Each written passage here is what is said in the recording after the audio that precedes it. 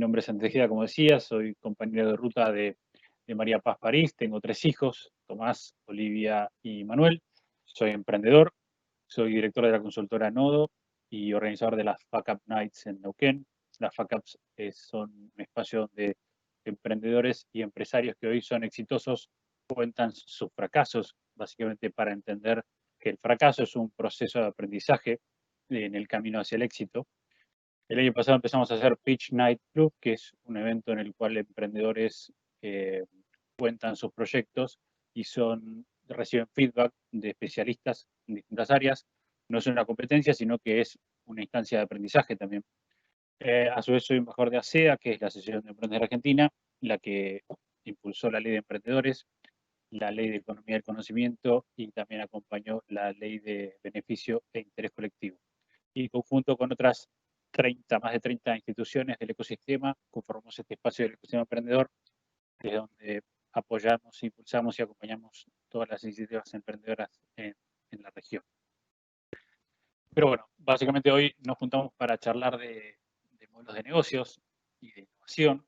Entonces vamos a hablar un poquito del Canvas, esta herramienta que permite de manera gráfica presentar un modelo de negocio. ¿Se escucha? Perfecto. Bien. Entonces, esta herramienta es de las más utilizadas, viene del emprendimiento, pero hoy está siendo aplicada básicamente en todas las empresas, porque justamente es muy dinámica y gráfica, permite que podamos sintetizar el funcionamiento de una organización en una sola hoja de comienzo que se puede poner claramente en hoja A3, por ejemplo. Entonces, básicamente, ¿qué es un modelo de negocios? Es una herramienta que describe las bases de la manera en la que una empresa crea, funciona y captura valor. Esta herramienta fue diseñada por Alexander Osterwalder y, como decía, es sumamente utilizada. Andrés, disculpa de nuevo. No, vos sabés que me parece que es el micrófono que cuando te moves se va cortando como microcortes. Ah, ok. Voy a tratar de tenerlo así. Ahí está. Bien, perfecto. Entonces, el modelo de negocios describe cómo una empresa crea, distribuye y captura valor. Es muy importante esto que tengamos en claro el de capturar valor, que es la forma en la que el modelo de negocio de alguna manera termina siendo rentable. Este lienzo desarrollado por Walder tiene como dos partes, estos 9 módulos, 9 cajas. Del lado derecho del lienzo podemos ver lo que sería la escena, ¿sí? El front stage. Si lo podemos hacer una analogía con el teatro, donde está la gente mostrándose hacia sus clientes, que son los espectadores, y todo lo que tiene que ver con el detrás de escena, el backstage, todo lo que sucede detrás de ese modelo de negocios para que este funcione. Este modelo cuenta, como decíamos, de 9 cajas, entre las cuales del lado derecho, las más importantes, por lo menos para mí, tiene que ver con, y quizás las más difíciles de trabajar y las que generan más problemas, tiene que ver con el segmento de clientes y la propuesta de valor. ¿Qué es una propuesta de valor? Según Osterwalder, el libro Creación de Modelos de Negocios, dice que son un conjunto de productos o servicios que satisfacen los requisitos de un segmento de mercado determinado. De alguna manera, la propuesta de valor constituye una serie de ventajas que una empresa ofrece a sus clientes. Para mí esto está algo incompleto y más adelante lo vamos a ver, porque de alguna manera no podemos verificar que nuestro cliente valida lo que nosotros ofrecemos, ¿sí? Si hablamos de una propuesta de valor, es simplemente ventajas que una empresa ofrece a sus clientes, falta la instancia de comprobación de eso. Si no, cualquier ventaja, o sea, la ventaja es una percepción subjetiva, ¿sí? Si no la valida. Entonces, de alguna manera, la propuesta de valor constituye una serie de ventajas que el cliente percibe, valora y por las cuales está dispuesto a pagar. Si no, sería muy fácil. Nosotros voy a contar el ejemplo de Blockbuster, porque es bastante quemado y que la mayoría lo conoce, pero si no, estaríamos tranquilos en que nuestra propuesta de valor es tan buena que, digamos, no hay forma de que no sea efectiva. Y sin embargo, la historia nos cuenta que puede pasar que nuestra propuesta de valor de alguna manera empiece a crecer y aparezca una idea disruptiva que de repente nos haga perder nuestro negocio y nuestro modelo, digamos, no existamos. De hecho, Hola Andrés. sí. Discúlpame. No, vos sabés que se sigue entrecortando. Me parece que ese micrófono es como que tenés microcortes. Entonces, al principio empezábamos bien, pero ahora se empezó a acentuar cada vez más. A ver, A ver si tenés la posibilidad de sacar el micrófono, el que tenés conectado y volver a conectar o prescindir de ese micrófono si estás en una notebook. a ver, hice un cambio acá. Ahí, ¿se escucha bien? Ahí te escucho bien. A ver, continúa así. Yo Vamos. te aviso ahora en Si un no, ratito. saco el auricular, si no. Entonces, como decíamos, quizás a veces consideramos que nuestra propuesta de valor no necesita ninguna modificación, porque para nosotros es genial, como pasó con Blockbuster, como pasó con Kodak, como pasó con BlackBerry. Creemos que nuestra propuesta de valor es tan sólida y no la actualizamos, no la mejoramos y demás, dejamos de analizar nuestro segmento de clientes y de repente aparece un nuevo competidor que cambia radicalmente las necesidades de los clientes y eso nos corre del mercado. También acá me gustaría hacer una pequeña apreciación. Yo justo el sábado estaba charlando, asesorando a la hija de un cliente, que muy jovencita, que está con un emprendimiento que inicia básicamente por una mala experiencia en una compra que hizo y a raíz de ahí surge su emprendimiento. Entonces, le traigo el ejemplo de Blockbuster y de Netflix, y cuando le menciono Blockbuster, ni siquiera lo conocía. Es joven, ¿verdad? Pero digo, de repente tenemos que pensar hacia quién nos estamos dirigiendo o quiénes son esos potenciales clientes, porque dentro de poco esta chica jovencita va a ser usuaria seguramente de servicios o de productos que hoy están en el mercado y que quizás tengan una manera de consumirlos distinta a la que nosotros estamos acostumbrados. ¿Se escucha bien? Sí, ahí se escucha mejor, Andrés. Perfecto, buenísimo. Bien, este ejemplo me encanta para comentar un poco cómo algunas empresas tienen iniciativas innovadoras que están vinculadas con el emprendimiento. Si nos ponemos a pensar en cómo es la industria automotriz, o quiénes son los líderes, o quiénes fueron históricamente los líderes de la industria automotriz en Estados Unidos, Ah, seguramente, hola, Andrés, discúlpame, no te estoy haciendo una broma, eso que quede claro, disculpen. No, ahí se empezó a escuchar muy mal. Me parece que es el micrófono, o fíjate si tenés algún efecto en el micrófono, no, porque se empieza cada vez entrecortado y se te va perdiendo. bueno, a ver, voy a sacarlo el micrófono y vamos a probar sin micrófono. Si no, es una buena versión para Fuck Up Nights. Exacto. A ver, ahí estoy sin micrófono. Ahí te escucho, pero súper bien. Súper bien. Hola, hola. Perfecto. Ahí te escucho muy bien. Escucha.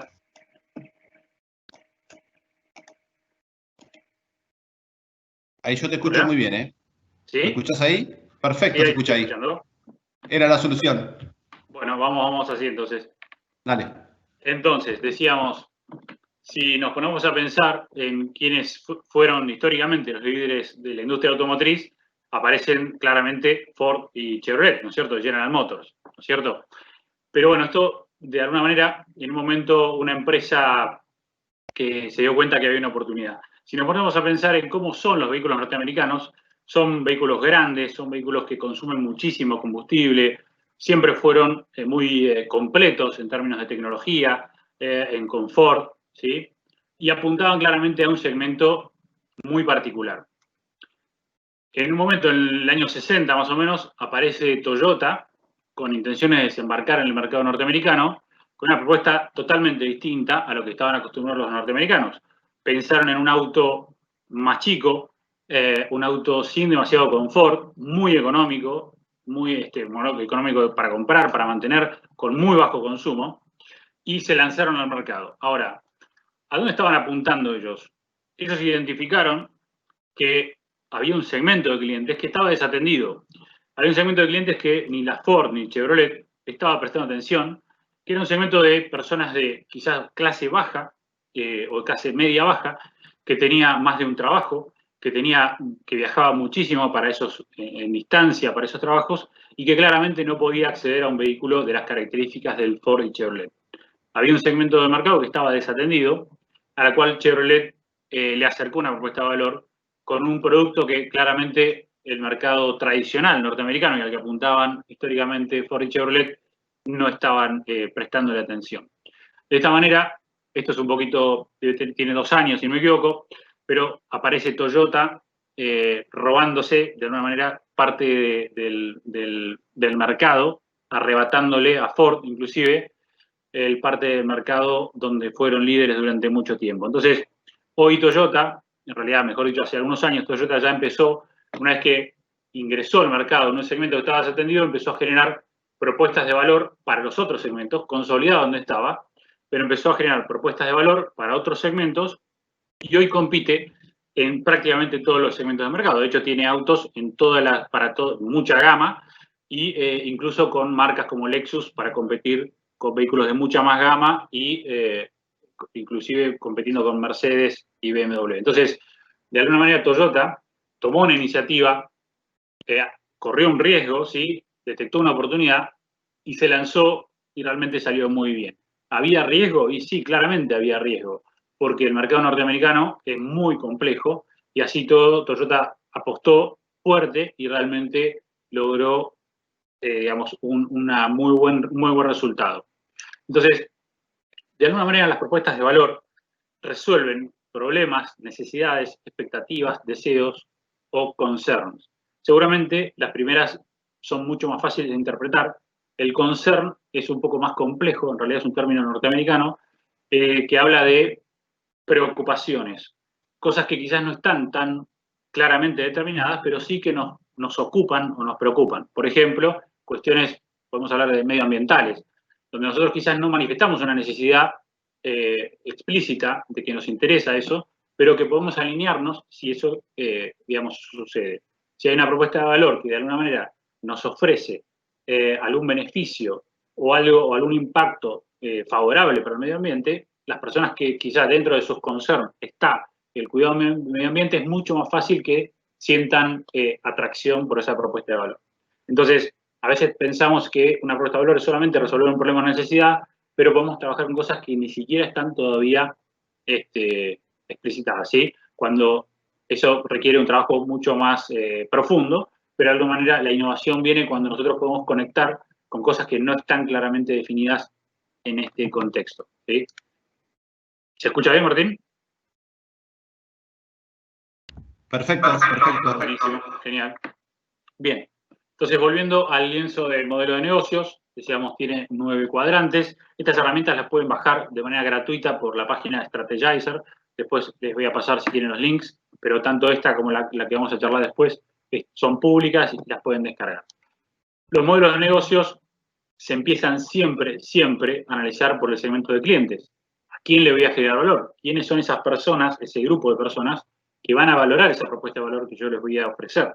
Entonces, tenemos que segmentar muy bien. Y acá es donde empieza uno de los primeros problemas.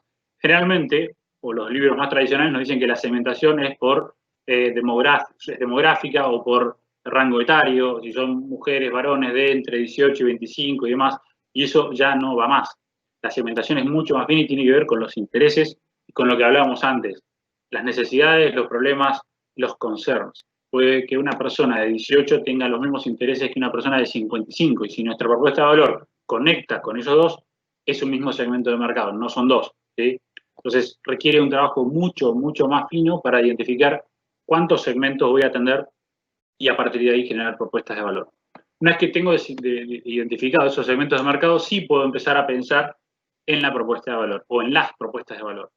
Volviendo a lo que decía antes, tengo que tener tantas propuestas de valor igual que segmentos de mercado. No puedo tener una misma propuesta de valor para 5 segmentos de mercado, o de clientes, mejor dicho, ¿sí? Tiene que haber una propuesta de valor para cada segmento de clientes, si no, son los mismos. Entonces a veces decimos, y empresarios y emprendedores. Y la propuesta de valor es la misma, no son segmentos distintos, es el mismo segmento si no hay propuesta que lo pueda diferenciar. En este caso, cuando hagan la parte más práctica, es bueno que esto lo impriman en una hoja 3 o más grande y puedan pegar post-it de distinto color, en donde puedan separar por color el segmento de clientes y así sucesivamente las propuestas de valor, vinculando por color, propuesta de valor y segmento al que corresponde, ¿sí? Y eso se repite en el resto del modelo que vamos a ir viendo. Una vez que tenemos segmentos de clientes y propuestas de valor, es muy difícil la propuesta de valor, requiere mucho trabajo y mucha iteración, que ahora vamos a ver un poco de qué se trata. Vamos a pasar a los canales. Es de qué manera mi cliente va a recibir esa propuesta de valor. Va a ser a través de un local físico, va a ser a través de una aplicación, va a ser a través de una página web, ¿sí? Voy a tener un local físico con atención personalizada, que eso después da el lugar a la relación con los clientes. Va a ser una respuesta automatizada, va a ser una respuesta digamos, personalizada con empleados dentro de una oficina. ¿Cómo va a ser? Tenemos que describirlo en la relación con los clientes. ¿Y qué tipo de relación vamos a tener también? Una vez que tenemos esto, vamos a empezar a pensar en la fuente de ingresos, en cómo vamos a generar dinero con esto que acabamos de escribir. ¿Cómo nos van a pagar? ¿Va a haber una membresía mensual? ¿Va a ser transaccional? ¿Va a ser freemium con una parte gratuita y después una parte premium paga? Bueno, todo eso lo tenemos que describir en nuestra fuente de ingresos. Como decíamos antes, por cada propuesta de valor y cada segmento de clientes, un color distinto y por ende en fuente de ingresos también. Si la fuente de ingresos para cada segmento va a ser distinta, tenemos que respetar esos colores para que visualmente nos funcione, ¿sí? Y sea podamos trabajarlo de ahí en adelante. Una vez que tenemos esto, vamos a poder pasar a lo que son los recursos clave, que tiene que ver con todo lo que necesito para poder sostener esos canales que planteé, esa propuesta que planteé, ¿sí? Y poder empezar acá pasamos al backstage, ¿sí? Toda la parte interna del trabajo que me permite poder sostener la parte derecha, que es la parte del front stage. ¿Qué es lo que necesito? ¿Qué recursos necesito? En cuáles tengo que invertir para poder sostener. Si hablamos de una aplicación, bueno, tengo que de repente tener programadores, ¿sí? ¿Qué recursos necesito, tanto humanos como técnicos, como financieros, para poder sostener esos canales, esa relación? Si va a ser personalizada, claramente tengo que pensar en muchos recursos para atender una demanda más grande. Entonces, eso todo tiene que ir planteado en recursos clave. Después podemos pasar a las actividades clave, que tiene que ver con qué cosas necesitamos hacer para poder sostener todo el modelo. Nos tenemos que capacitar, tenemos que estar actualizados del lenguaje de programación si tenemos que establecer una aplicación, tenemos que actualizar nuestras listas nuestras bases de datos, bueno, todos esos recursos que necesitamos tener al día para que nuestra propuesta sea efectiva, ¿sí? Después vamos a pasar a los socios clave. En este caso, los socios clave son aquellos que necesariamente tengo que cuidar para que mi propuesta de valor no decaiga, ¿sí? No absolutamente todos los socios o todos los aliados, sino aquellos que son clave. Si quieren escribirlos todos, pónganlos, pero pongan por prioridad. Me ha pasado a veces que me dicen, el socio clave pongo al contador. Y depende del modelo que tengas, depende del negocio que tengas. Si vos tenés una carnicería, por un ejemplo, tu contador es importante, en toda empresa es importante, pero no tiene nada que ver con la propuesta de valor. Y no tiene nada que ver con cómo vos entregás ese valor. Es importante, sí, pero no se vincula directamente en cómo vos desarrollás tu negocio, tu modelo de negocio y cómo generás dinero. Entonces, tiene que ser aquellos que, en el caso de la carnicería, debería ser, por ejemplo, el proveedor de la carne premium, que si esa carne no la tengo, mi propuesta de valor empieza a decaer porque mis clientes notan una diferencia. ¿Se entiende? Como para clarificar, podemos poner todos nuestros aliados, socios y demás, pero los que, si no están, repercuten directamente en nuestra propuesta de valor, son los que primero vamos a identificar. Una vez que tenemos eso, podemos pasar a la estructura de costos. ¿Qué gastos o qué costos tenemos que afrontar para poder sostener lo demás? Si tenemos que hacer una inversión de infraestructura para sostener los sistemas, eso va a requerir salarios, va a requerir oficinas, va a requerir servidores, bueno, todo eso lo vamos a tener que describir en nuestra estructura de costos. Obviamente, cuando analicemos la balanza, la fuente de ingresos debe ser mayor que la de costos, si no, ya tenemos un problema, ¿sí? Como para ejemplificar un poco esto, vamos a analizar brevemente el modelo de negocios de Google. Google, el segmento de clientes son los usuarios de Internet a los que le ofrecen encontrar. Nosotros no decimos buscar en Internet, decimos googlear, entonces entendemos ya que la propuesta de valor justamente de Google es que uno pueda encontrar todo lo que busca, cualquier cosa lo puede encontrar, y prácticamente si no está en Google, no existe. Entonces, la propuesta de valor, bien simple, es encontrar. El canal, en este caso, es la página de Google. La relación es automatizada. Uno no puede golpear la puerta en Google y decir, hola, estoy buscando una pizzería cerca, sino que la respuesta es automática. Y la fuente de ingresos de Google es gratis, no se anticipen, ya vamos a seguir avanzando en esto, pero a priori nadie paga por hacer una búsqueda en Google directamente, ¿no? Entonces, hasta ahí venimos con que es gratuito. ¿Cuáles son los recursos clave? Los algoritmos que tienen, esas arañitas que van analizando todo Internet y descargando la información a sus servidores. Los algoritmos son los recursos más importantes que tiene Google para poder sostener este modelo de negocios, y la infraestructura IT también. ¿Cuáles son las actividades clave? Ingeniería de redes, ingeniería de software. ¿Cuáles son los socios clave? Las compañías de telecomunicaciones. ¿Y cuáles son las estructuras de costos? IT, ancho de banda y el salario de los trabajadores. Hasta acá venimos casi bien, pero bueno, dijimos que no hay ingresos. Entonces, bueno, tenemos un problema. ¿Cómo se sostiene Google? Esta pobre gente, ¿no? Entonces, lo que hicieron ellos es básicamente sobre este modelo plantear otro modelo, en donde aparecen un segmento nuevo de clientes, que son los anunciantes. Con el modelo que tenían antes, sobre ese pilar, establecen una nueva oportunidad de negocios a través de un segmento diferente que son los anunciantes. ¿Y qué le ofrecen la propuesta de valores? Llegar a un público y venderles. O sea que, por un lado, tienen la gente que busca información, y por otro lado, esas búsquedas las pueden vincular con este nuevo segmento de clientes a las cuales le pueden ofrecer una propuesta de valor diferente. Ahí es donde aparece, bueno, la relación también es automatizada, antes uno iba a pagar un aviso en el diario, en la oficina del diario, acá uno hace todo automatizado, a través de Google Ads, el canal es también automático y a través de una plataforma, y la fuente de ingresos es a través de la subasta de palabras clave. Entonces, de alguna manera, Google, básicamente, a través de un modelo que era gratuito, sobre ese modelo, no es que mágicamente lo encontraron, claramente estaba pensado así, pero pudieron apoyar su modelo de negocio que es sumamente rentable, además de otros, ¿no? Pero en este caso puntual, podemos ver cómo un modelo de manera gratuita después puede generar ingresos haciendo algunos ajustes, identificando nuevos segmentos de clientes. Y se suma, bueno, como un recurso clave, también el mantenimiento del tráfico en la web. Es fundamental, y en este caso voy a contar un ejemplo de Argentina, no voy a decir el nombre para no tener problemas, pero voy a contar el caso de una heladería bastante conocida. De hecho, hay una franquicia en Cipolletti, de una heladería muy tradicional, en la que los helados eran muy ricos y de una propuesta de valor fantástica. La gente identificaba el helado con calidad, con buen sabor y demás.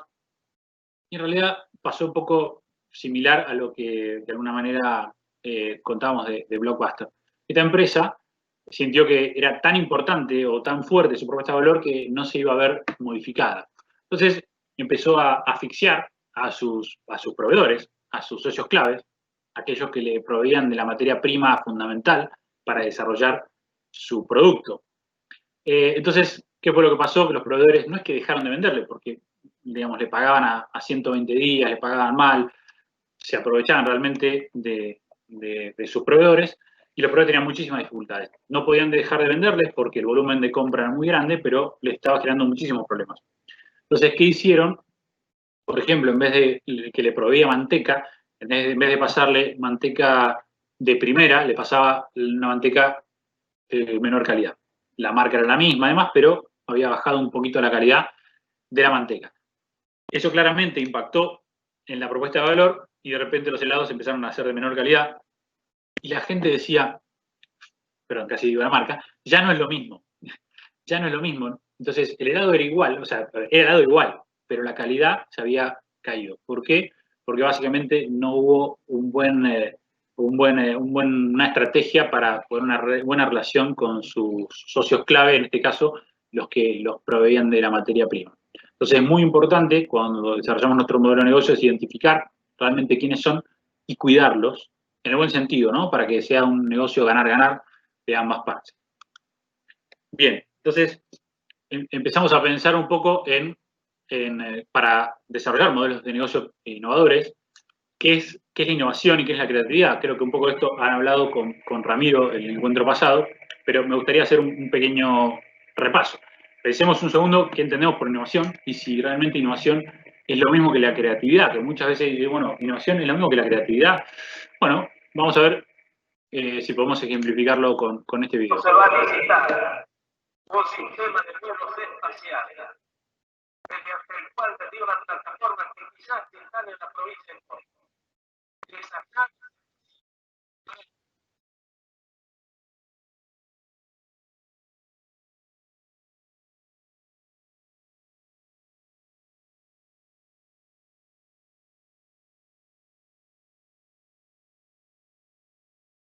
Bueno, ojalá se haya escuchado, no sé si se escuchó el video, pero seguramente la mayoría lo conoce, lo recuerda. Y ahí podemos preguntar, bueno, ¿qué es esto? ¿Innovación, creatividad, delirio? ¿Qué es? Bueno, hay veces que también pasa que las ideas tienen un tiempo y a veces uno piensa algo ahora que quizás no se puede hacer. Muchos dirán, era una locura, es una locura. Pero sin embargo, podemos ver que en una área Elon Musk, a través de SpaceX, está haciendo algo bastante parecido, lo está haciendo realidad. Entonces, ¿qué es creatividad? ¿Qué es innovación? ¿Cómo podemos hacer para poder identificar eso? La creatividad no es lo mismo que la innovación. La creatividad tiene que ver con pensar cosas nuevas y la innovación tiene que ver más con crear cosas nuevas. No cualquier cosa, porque si no, digamos, podemos empezar a generar un montón de productos y demás y decir, somos sumamente innovadores. Y no tiene que ver con eso. Yo no sé si hay alguien que puede comprar esto, genial, pero la verdad que es bastante bizarro. Entonces, hay creatividad, hay una invención, pero no hay innovación. ¿Por qué no hay innovación? Porque la innovación tiene que ver con transformar ideas en valor. ¿Sí? Nosotros podemos inventar, crear, materializar algo, pero el valor viene cuando nuestro cliente lo adquiere y lo valora. Entonces, cuando decimos transformar ideas en valor, ¿valor para quién? Bueno, claramente, valor para nuestros clientes. ¿Sí? Y ahí es donde decimos, bueno, ¿quiénes son los clientes? Y volviendo un poco al ejemplo del Canvas, muchas veces dicen, y esto es un error que cometen muchos, es decir, y todo el mundo. ¿Y quién te puede contratar los servicios? Todo el mundo. Y es un error, porque absolutamente nadie puede venderle a todo el mundo. Ni Coca-Cola, ni McDonald's, ni ninguna marca, ninguna empresa puede venderle a todo el mundo. Entonces a veces cometemos el error de crear esto, de decir, bueno, ¿y quién te puede contratar? Y yo le puedo vender a cualquiera. No, es un error. No le puedes vender a cualquiera. Tenés que identificar cuáles, dentro de todo el segmento, cuáles son los clientes que valoran tu propuesta de valor y que están dispuestos a pagar por ello. Entonces, si nosotros no hacemos el trabajo de identificar quiénes son esos potenciales clientes, nunca vamos a acercarle una propuesta de valor que sea genuina o sea interesante. Pero hay que hacer un trabajo de investigación para saber puntualmente quiénes son los verdaderos potenciales clientes. Entonces, desde el lienzo Canvas, lo que deberíamos hacer es separar la propuesta de valor y el segmento de clientes para poder trabajarlos mejor. Dentro del cuadrante derecho, estos 5 cajas o cuadrantes, es donde realmente podemos generar innovación. Dentro de la relación con los clientes, los canales, las fuentes de ingresos, como escuchábamos en la introducción, ¿sí? Es donde nosotros podemos innovar y agregar mucho valor. No tanto así desde el lado izquierdo, que es el backstage del negocio. ¿Qué tienen en común estas empresas? Si les pregunto, seguramente conocen a todas o casi todas, probablemente no conozcan a Bancargo, Increase, seguramente la conocerán. Pero bueno, estas empresas, más allá de ser tecnológicas y demás, tienen algo en común, que es que centran su atención en el cliente. Es fundamental hoy centrar la atención en el cliente. ¿Sí? No hay forma de desarrollar propuestas de valor e innovación si no estamos enfocados en nuestros clientes. En general lo que pasa es que diseñamos nuestras soluciones y después cuando las testeamos el cliente termina haciendo otra cosa. O tenemos una web que creemos que es genial y después el cliente no encuentra dónde están las funcionalidades o no entendemos cómo el cliente lo va a hacer. Como nosotros lo hacemos, entendemos que es sumamente fácil, pero cuando el cliente ingresa no sabe dónde están las cosas que tiene que hacer y no es intuitivo y demás. Entonces, una cosa es el diseño y otra cosa es la experiencia que el usuario tiene cuando prueba o testea la herramienta. Y ahí hay un proceso muy importante de iteración que se debe hacer. Además de esto hay que entender que hay estándares de valor, ¿sí? donde el mercado espera un mínimo y a partir de ahí podemos generar innovación y valor. La innovación puede venir de un montón de formas y no necesariamente requieren de digamos, poner un cohete en la luna, como siempre digo. Hay pequeñas cosas que nos pueden acercar al cliente y a partir de ahí entender más cómo el cliente percibe esa propuesta de valor, la valore y a partir de ahí generar una mayor. En este caso le pongo un ejemplo muy simple de un hotel de una estrella bastante económico en un costado de una ruta en el cual pusieron en toda una actitud de buscar a ver qué podían generar y en el cajón de la mesita de luz pusieron un rollito de hilo con una aguja y un botón. Cualquiera diría, bueno, ¿y qué te suma eso? Bueno, es un hotel que claramente utilizaban viajantes y personas que hacen noche y continúan viajando porque están trabajando. Imagínense lo que podría hacer cuando a alguien se le rompe un botón de la camisa o se le descose el pantalón en el medio de un viaje y tiene que hacer alguna presentación o tiene que visitar a un cliente. Entonces, esto sencillamente con un pequeño ajuste que no tiene casi costo, ellos pudieron agregarle muchísimo valor a un cliente. Entonces, un cliente empieza a percibir un valor que no tiene que ver relación con el precio directamente, sino que entienden que la empresa, en este caso el hotel, estaba pendiente del usuario y quería facilitarle las cosas. Entonces, de eso se trata un poco la innovación, acercarse, empatizar con el usuario y a partir de ahí empezar a generar soluciones. Después, obviamente, podemos agregarlas e invertir en tecnología y demás. Pero si no logramos empatizar, difícilmente lo hagamos. Yo les pregunto qué es esto. Bueno, claramente es un gimnasio. ¿Qué vende? Me dirían, bueno, vende seguramente membresía, ¿no? Uno paga un abono mensual y tiene una vez por semana, 3 veces por semana o todos los días horarios para hacer ejercicio, ¿verdad? Pero si yo muestro ofrece lo mismo, es lo mismo, son 2 gimnasios. Pero si yo pregunto si este gimnasio ofrece una propuesta mucho más compleja, quizás podemos decir que además ofrece todos estos atributos, tener más energía, adelgazar, relacionarse, disminuir el estrés, salir de la rutina, mejorar la estética, hacer ejercicio. Bueno, ahora en pandemia es medio complicado, pero mejorar la salud, juntarse con otras personas, sentirse bien, además de hacer ejercicio. Pero son 2 gimnasios, ¿no? Veamos que son 2 gimnasios, los 2 tienen aparatos y demás. Entonces, ¿por qué uno puede tener una propuesta de valor mucho más compleja o completa? Porque de alguna manera percibe lo que el cliente busca y le ofrece eso. Y por ende puede cobrar quizás un valor, una cuota mensual mayor. Entonces, hay una percepción de valor mucho mayor en este ejemplo y eso le da la posibilidad de tener un montón de otras cosas y por ende cobrar por ello.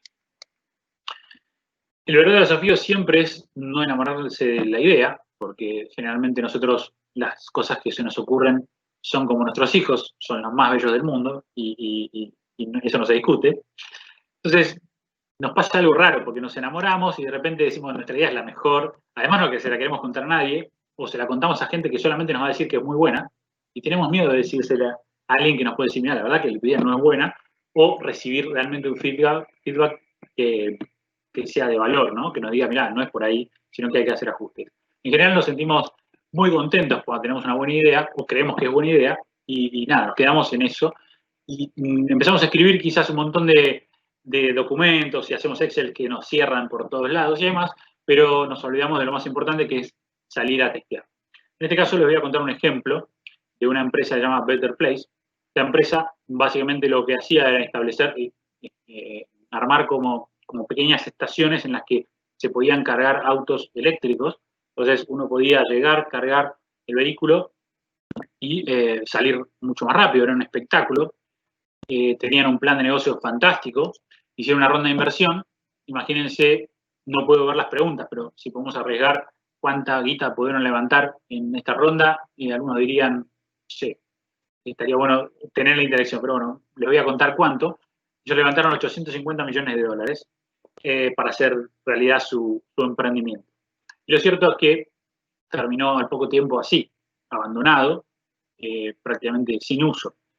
Entonces, no siempre la idea, bueno, acá tenemos la imagen de uno de los inversores, después de enterarse cómo perdía 850 millones de dólares. como a veces la idea puede ser muy buena, el plan puede ser muy bueno, pero nos falta un pequeño detalle. Siempre pensamos que nuestra idea es buena, que el plan de negocios nos va a ayudar y que de repente la plata va a aparecer mágicamente porque es muy bueno y nos funciona y el Excel cierra perfectamente. Pero lo cierto es que nuestro plan de negocios puede ser muy bueno y todo color de rosa, pero la realidad nos muestra que por lo general no es tan así. Entonces, según Steve Blank, que es profesor en Silicon Valley, ningún plan de negocio sobrevive al primer contacto con el cliente. Entonces, eso y el ejemplo que les contaba claramente nos muestra eso. Entonces, hay un proceso anterior de trabajo en el cual tenemos que identificar, validar, testear, movernos mucho hasta poder avanzar y evitar que el golpe sea mayor que el que se pegó este pobre hombre cuando quería salir. Entonces, siempre tenemos que validar. El proceso es mucho más iterativo. Tenemos una idea, hacemos un canvas, vamos a hacer la segunda parte del canvas, el canvas de la propuesta de valor, iteramos, volvemos, borramos, movemos los post-it y demás, y después podemos empezar a pensar en realmente buscar una inversión o poder poner en funcionamiento el proyecto. Entonces, hay una etapa de diseño, de búsqueda, de iteración, de testeo, para después empezar a pensar en la implementación. Estos cuadrantes que mencionábamos antes, la propuesta de valor y el segmento de clientes, se desprende el canvas de la propuesta de valor, que para mí es sumamente importante, y vamos a trabajarlo rápidamente acá. También esto lo pueden descargar de manera gratuita de la página de Strategizer, que está desarrollado por Peter Sonderegger en conjunto con Alexander Osterwalder. Este lienzo lo que nos hace trabajar es en el perfil del cliente y a partir de ahí pensar en nuestra propuesta de valor. Primero te permite trabajar sobre las necesidades del cliente, la traducción literal del lienzo y de jobs, pero no se refiere puntualmente al trabajo, sino como a las tareas, a las necesidades, a las actividades que hace. No piensen directamente con trabajo. ¿Qué es lo que el cliente necesita hacer o hace diariamente? Por otro lado, ¿cuáles son los dolores o temores que le generan las cosas que hace, las preocupaciones que tiene? ¿Cuáles son las alegrías? ¿Cuáles son las cosas que le generan satisfacción? Una vez que identificamos eso y empatizamos, podemos empezar a trabajar en nuestra propuesta de valor. ¿Qué producto o servicio estamos ofreciendo? ¿De qué manera ese producto o servicio alivia el dolor y el temor que el cliente tiene? Y, por otro lado, ¿cómo le generamos o cómo maximizamos esas alegrías que ya identificamos que tiene? Entonces, hay que trabajar mucho en empatizar y determinar el perfil de cliente de cada uno de esos segmentos de mercado que tenemos identificados desde el campo. Ahora voy a hacer un paréntesis y estoy vendiendo un celular, perdón, Martín, te vendo un celular a 11.899 pesos, una oferta ya. Acepto ahora 12, Mercado Pago, Mercado Libre, Todo Pago, perdón, Bitcoin, envío full y devolución gratis. Una ganga ya para quienes están mirando esto. ¿A alguien le interesa? Si a alguien le interesa, después me dice. Si me preguntan qué características tiene, le diría que solamente tiene 6 funciones. 11.000, casi 12.000 pesos, solamente 6 funciones. Si a alguien le sigue interesando, después me cuenta por privado. Obviamente es un chiste, ¿no? Entonces me dirían, ¿pero para qué? ¿A quién le puede interesar un teléfono celular que tiene solamente 6 funciones? Bueno, esta empresa lo que hizo, vuelvo a lo mismo, identificó un segmento de clientes que estaba desatendido y le acercó una propuesta de valor. Entonces, este teléfono existe, más o menos es el valor que tiene, no lo vendo yo, claramente, pero está disponible en Mercado Libre y demás. Es un teléfono que tiene 6 funciones. Puede llamar por teléfono, recibir mensajes de texto, tener fotos, ver las fotos, sacar fotos, tener números SOS, ¿sí? Y subir el volumen. Entonces, si analizamos el canvas de la propuesta de valor de este producto, desarrollado, como decía, por Osterwalder y Peter Sonderegger, ¿qué trabajos o qué actividades tenía que desarrollar o pensaron ellos que era interesante satisfacer para el cliente en cuestión? La gente estaba buscando estar comunicada, mantener sus relaciones, gozar de cierta libertad de comunicación y seguridad. ¿Cuáles son los dolores y temores? Que el teléfono sea complicado para usar, que se quede sin batería, no tener números de emergencia fácil, no escucharlo cuando suena, gastar mucha plata, que los botones no los pueda ver, ¿sí? ¿Cuáles son las alegrías? Poder recibir llamados, estar en contacto con sus amigos, tener seguridad, comunicarse fácilmente. Y a partir de ahí empezaron a trabajar en la propuesta de valor, que es un teléfono móvil con una batería durable, que sea simple y que sea económico, ¿no es cierto? Entonces, ¿cómo alivianaban, o cómo aliviaban, mejor dicho, ese dolor? Bueno, siendo que sea muy fácil de usar, con pocas funciones, por ende, sin ringtone, solamente con volumen, con una duración de batería mucho mayor para que no tenga que pensar que todos los días lo tienen que cargar, con números de SOS que pudieran comunicarse con una hija, con un hijo o con un familiar cercano ante cualquier eventualidad, con botones grandes y visibles. ¿De qué manera ellos incrementaban su alegría o les generaban beneficios? Dándole independencia, permitiéndole estar en contacto. El costo es bajo porque el teléfono celular, comparado con algunos del mercado, es bastante más económico y le transmitían seguridad. Entonces, de alguna manera, identificando el segmento de clientes, empezaron a trabajar en una buena propuesta de valor y pudieron matchar. Volviendo a la pregunta, si yo les digo si alguien compraría ese celular, probablemente no lo harían salvo que lo pensaran para un familiar que está dentro del segmento de clientes. Pero si no les interesa, quiere decir que no son un segmento de clientes interesantes para esta empresa. Pero esta empresa realmente le está yendo muy bien. Entonces, es fundamental empatizar, identificar quiénes son los potenciales clientes y a partir de ahí acercarles una buena propuesta de valor. La invitación es a trabajar entonces en identificar los clientes para después hacer una descripción del día completo de su cliente. Esto de manera más práctica, una vez que bajen los, que después se lo puedo pasar a Martín también, si quieren en PDF, que puedan contar con los lienzos para poder trabajar, para describir un día de nuestro cliente, para ver si lo podemos realmente, si lo conocemos, ¿no? ¿Qué hace nuestro cliente desde que se levanta? Se levanta, cuando se levanta, ¿qué hace? Mira el diario, lo mira a través del teléfono, lo mira en papel, desayuna, ¿qué desayuna? Saca a pasear el perro. ¿Cómo va a trabajar? ¿En bicicleta, caminando? ¿Sale a correr? ¿Tiene familia, no tiene familia? Bueno, vamos a describir todo el día de nuestro cliente. Llega a la oficina, cuando hace la oficina, ¿qué es lo que hace? En el caso del banco, bueno, revisa el banco. ¿Qué revisa del banco? ¿Tiene reuniones? ¿Qué mira para las reuniones? ¿Prepara informes? ¿Qué información necesita? Vamos a escribir todo un día completo y después vamos a tratar de identificar cómo nuestro producto o servicio, nuestro proyecto, puede vincularse, ¿sí?, con ese perfil que vamos a escribir. ¿En qué momentos del día nosotros podemos generar valor a esas actividades diarias que hace nuestro cliente? ¿Sí? Entonces, busquemos machear entre lo que nosotros pensamos que podemos generar valor y lo que realmente es. Una vez que hagamos eso, hay que salir a la calle a validar. Hay que identificar los clientes potenciales que podrían valorar eso y realmente testear que lo valoren, ¿sí?, y que estén dispuestos a pagar por él, que lo tomen como par. En este sentido, siempre la invitación es tomar lo que se llaman early adopters, que son aquellos que rápidamente pueden incorporar esa tecnología o la propuesta que nosotros acercamos y darnos feedback, ¿sí? No buscar el cliente más difícil, sino empezar a buscar aquellos que rápidamente van a adoptar esa nueva propuesta y poder darnos información que nos sirva para ajustar lo que estamos desarrollando, ¿sí? Es un proceso muy iterativo y no queda solamente en un canvas, no queda solamente en un lienzo de propuesta de valor. Es un proceso largo en el cual hay que salir, probar, salir, probar, ¿sí? Entonces, como para cerrar, para tener en cuenta, analizar siempre las tendencias del mercado, innovar constantemente, innovar desde el concepto que decíamos desde el orillito, la aguja y el botón en la mesa de luz del hotel, constantemente, mejoras y validar cómo eso repercute en el cliente. Si gustó, si no gustó, qué es lo que gusta y tratar de fallar rápido y barato, ¿sí? Centrarse en los usuarios, segmentar adecuadamente y diseñar estrategias para que dificulten el ingreso de competidores en nuestro mercado y, por supuesto, minimizar los costos. Bueno, espero no haber ido muy rápido, traté de respetar los tiempos, así que, bueno, quedo a disposición gracias por el tiempo y quedo a disposición para las preguntas, Martín. Muchas gracias, Andrés. Tengo algunas preguntas acá que fuimos recabando. La primera, si se puede ser emprendedor interno. Entiendo, interno dentro de una empresa donde uno está en relación de dependencias, ¿no? Bien. ¿Qué opinas? Sí, totalmente. Ser emprendedor, siempre decimos que es un gen.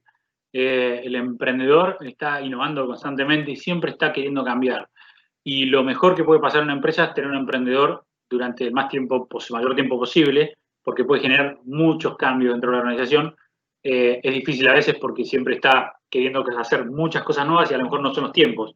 A lo mejor piensa en hacer un negocio que es muy riesgoso, pero bueno, todo lleva su tiempo. Y en este caso te puedo contar el ejemplo, todos usamos Zoom, o mucha gente usa Zoom, o usó Zoom durante este tiempo, y Zoom fue desarrollado por un empleado ¿cómo se llama?, de Cisco, que había presentado un poco la historia parecida a otros grandes fracasos, digamos, dentro de organizaciones.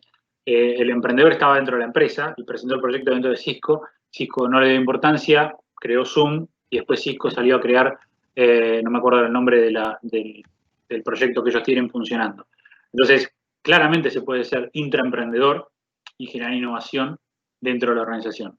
Es mucho, digamos, es complejo a veces porque uno obviamente depende de los tiempos de la organización, los tiempos de madurez y demás, y los riesgos que está dispuesto a asumir la organización, pero tener emprendedores dentro de la organización es fundamental. Y te doy un dato mayor. Las empresas más grandes están innovando con emprendedores, ¿sí? De hecho, si te pones a pensar, Facebook y demás, muchas de las innovaciones que está presentando son adquisiciones de empresas más chicas, de emprendedores, y teniendo emprendedores dentro de la organización. Lo mismo pasa con Google y demás, absorbiendo empresas que tienen ya grandes propuestas de valor e innovaciones, porque las empresas cuanto más grandes es mucho más difícil innovar. Perfecto, Andrés. Tengo otra pregunta. Mariana pregunta si alguno de los ejes es más importante que otro en la primera etapa, empezar el proyecto. ¿Alguno de los ejes? Es más importante que otro en la primera etapa de pensar el proyecto. Si vos seguís el orden de identificar segmentos y a partir de ahí desarrollar una propuesta, ese es el ABC. Porque si no empezás a trabajar en los costos antes de saber quiénes son los clientes y qué tan grande es el mercado. Entonces, es fundamental siempre identificar el segmento y la propuesta de valor. Después, de ahí se pueden desprender los demás. Y viste el orden que yo pasé, bueno, lo ideal es que lo lleven con ese orden, que es lo que de alguna manera propone Osterwalder y Peter Sonderegger para hacerlo, porque la lógica es mucho más simple. Y si no tenés identificado el segmento, no avanzás en la propuesta. Y ahí es donde validás. De ahí saltás al canvas de la propuesta de valor y realmente validás si tu propuesta de valor el mercado la acepta. Perfecto. Acá Pablo pregunta, ¿qué sitios o referentes recomendás para obtener información sobre innovación, creatividad e ideas? Y qué buena pregunta. En realidad es complicado porque todo el mundo habla de innovación y hay mucho humo también dando vuelta. Tenía una presentación más extensa que muestra que hay gente que innova en comida para perros. Digamos, todo el mundo habla de innovación porque está hoy, como que es el tema. Entonces es muy difícil. Para mí en este caso el ejercicio tiene que ver con la búsqueda constante y vos solo te vas a dar cuenta dónde hay humo y dónde hay una buena fuente de innovación. Siempre buscando de acuerdo a los intereses que vos tengas, ¿no es cierto? Hay gente que está haciendo muy interesantes cosas en temas de finanzas, hay gente que está haciendo cosas muy interesantes en temas de tecnología, de otros de empresas B. O sea, depende de la línea que vos tengas, hay mucha gente que está haciendo cosas interesantes. Una vez que salís de la zona de confort, te vas a dar cuenta. Y lo importante no es que te quedes con lo que yo diga, sino lo importante es que vos experimentes e identifiques quiénes son los referentes en función de lo que ustedes quieran hacer. También es importante que te des cuenta que el ecosistema en el todo está trabajando para que cada uno de nosotros pueda desarrollar lo que queremos y hay mucha gente que te puede ayudar para desarrollar lo que querés hacer. Mi nombre es Enrique Coelho, trabajo como coordinador integral de proyectos y capacitaciones del IADEP. Además tengo a cargo la subgerencia de proyectos. Y bueno, seguidamente quiero agradecerles al Banco Provincia del Neuquén que nos haya invitado a este Hackathon 2020. También muy especialmente a aquellos que han sido los vinculantes directos con nosotros, como Hernán, Lucía, Martín y Alejandro, que posibilitaron que nosotros esta tarde pudiéramos estar con ustedes. Ahora vamos